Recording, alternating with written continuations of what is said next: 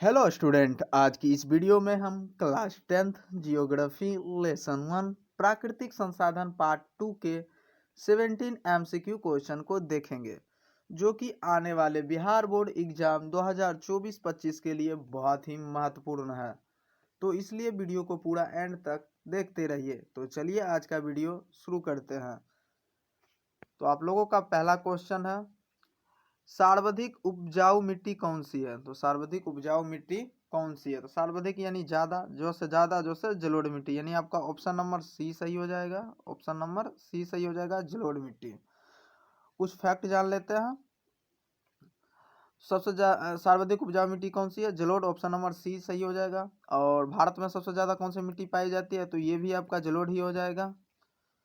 Next प्रश्न की ओर चलते हैं। आप लोगों का नेक्स्ट प्रश्न है, उड़ीसा में भूमि निम्नीकरण का मुख्य कारण क्या है। उड़ीसा में भूमि निम्नीकरण का मुख्य कारण क्या है, तो ऑप्शन नंबर ए सही हो जाएगा, वनोन्मूलन। ऑप्शन नंबर ए सही हो जाएगा, वनोन्मूलन।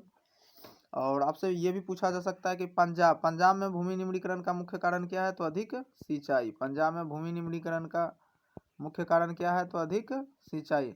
नेक्स्ट प्रश्न की ओर चलते हैं। आप लोगों का अगला प्रश्न है, कौन सी मिट्टी का विकास उच्च तापमान और अत्यधिक वर्षा वाले क्षेत्रों में होता है।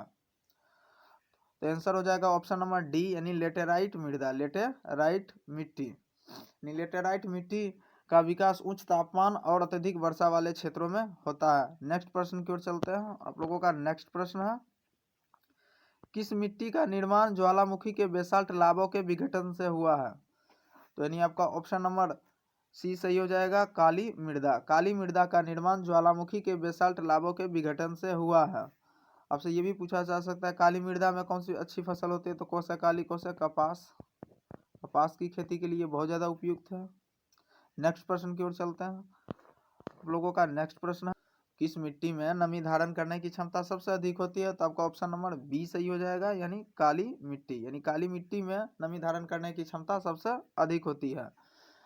नेक्स्ट प्रश्न की ओर चलते हैं। आप लोगों का नेक्स्ट प्रश्न है, कौन लाल मिट्टी का रंग लाल किसके कारण होता है। लाल मिट्टी का रंग लाल किसके कारण होता है, तो आप ऐसे याद रख सकते हैं, लो से लाल और लो से लो के ऑक्साइड। यानी आपका ऑप्शन नंबर बी सही हो जाएगा, यानी लोहे के ऑक्साइड के कारण लाल मिट्टी का रंग लाल होता है।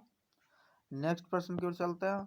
आप लोगों का नेक्स्ट प्रश्न है, चाय और कॉफी की खेती के लिए कौन सा मिट्टी उपयुक्त है। चाय और कॉफी की खेती के लिए कौन सा मिट्टी उपयुक्त है। यानी आपका ऑप्शन नंबर डी सही हो जाएगा, लेटेराइट मिट्टी। यानी लेटेराइट मिट्टी में चाय और कॉफी के लिए बहुत ज़्यादा उपयुक्त है। नेक्स्ट प्रश्न की ओर चलते हैं। आप लोगों का नेक्स्ट प्रश्न है, किस प्रकार की मृदा मुख्य रूप से सिंधु, गंगा और ब्रह्मपुत्र के मैदानों में पाई जाती है। तो यानी आपका ऑप्शन नंबर बी सही हो जाएगा, जलोढ़ मृदा मुख्य रूप से सिंधु, गंगा और ब्रह्मपुत्र के मैदानों में पाई जाती है। नेक्स्ट प्रश्न की ओर चलते हैं। आप लोगों का नेक्स्ट प्रश्न है, लेटेराइट मृदा कहाँ पाई जाती है। लेटेराइट मृदा कहाँ पाई जाती है, यानी आपका ऑप्शन नंबर ए सही हो जाएगा, केरल। और अब ये भी याद रखेंगे, कभी कभी कर्नाटक भी आपके ऑप्शन में दिया जा सकता है एग्जाम में। तो कर्नाटक में भी कौन सा मृदा पाई जाती है, तो लेटेराइट मृदा पाई जाती है। नेक्स्ट प्रश्न की ओर चलते हैं। आप लोगों का अगला क्वेश्चन है, छोटा नागपुर के पठार में कौन सा मृदा का विस्तार है। छोटा नागपुर के पठार में कौन सा मृदा का विस्तार है, यानी आपका ऑप्शन नंबर बी सही हो जाएगा, लाल या पीली मृदा का विस्तार है।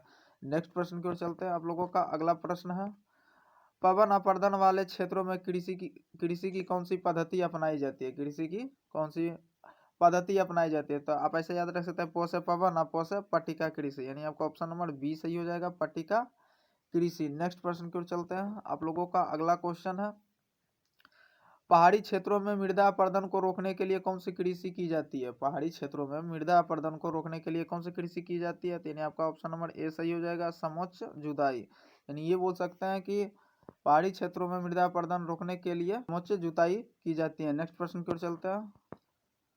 आप लोगों का नेक्स्ट प्रश्न है, भारत में भूमि के लगभग कितने प्रतिशत पर मैदान का विस्तार है। यानी आपका ऑप्शन नंबर सी सही हो जाएगा, 43%। और आपका 27% पर क्या है, 27% पर आपका पठार है। और 30% पर आपका क्या है, पर्वतीय क्षेत्र है। 30% पर क्या है, आपका पर्वतीय क्षेत्र है। नेक्स्ट प्रश्न की ओर चलते हैं। आप लोगों का अगला क्वेश्चन है, असंगठित पदार्थ से निर्मित पृथ्वी की सबसे ऊपरी पतली परत क्या कहलाती है? यानी आपका ऑप्शन नंबर सी सही हो जाएगा, मृदा यानी मिट्टी कहलाती है। नेक्स्ट प्रश्न की ओर चलते हैं। आप लोगों का अगला क्वेश्चन है, भारत का भौगोलिक क्षेत्रफल कितना वर्ग किलोमीटर है? भारत का भौगोलिक क्षेत्रफल कितना वर्ग किलोमीटर है? यानी आपका ऑप्शन नंबर सी सही हो जाएगा, 32.8 लाख वर्ग किलोमीटर है। नेक्स्ट प्रश्न की ओर चलते हैं। आप लोगों का अगला क्वेश्चन है, निम्न में कौन मृदा का निर्माण का कारक है? निम्न में से कौन मृदा निर्माण का कारक है?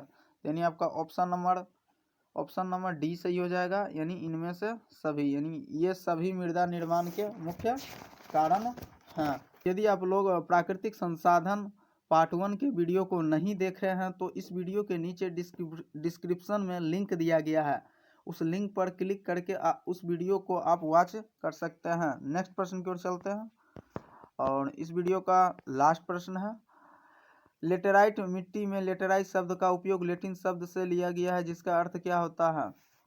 तो आपका ऑप्शन नंबर डी सही हो जाएगा, यानी ईंट होता है। आप लोग वीडियो के नीचे कमेंट करके जरूर बताइए कि आप लोगों ने 16 MCQ क्वेश्चन में आप लोगों ने कितने क्वेश्चन सही किए और कितने क्वेश्चन गलत किए। Thank you.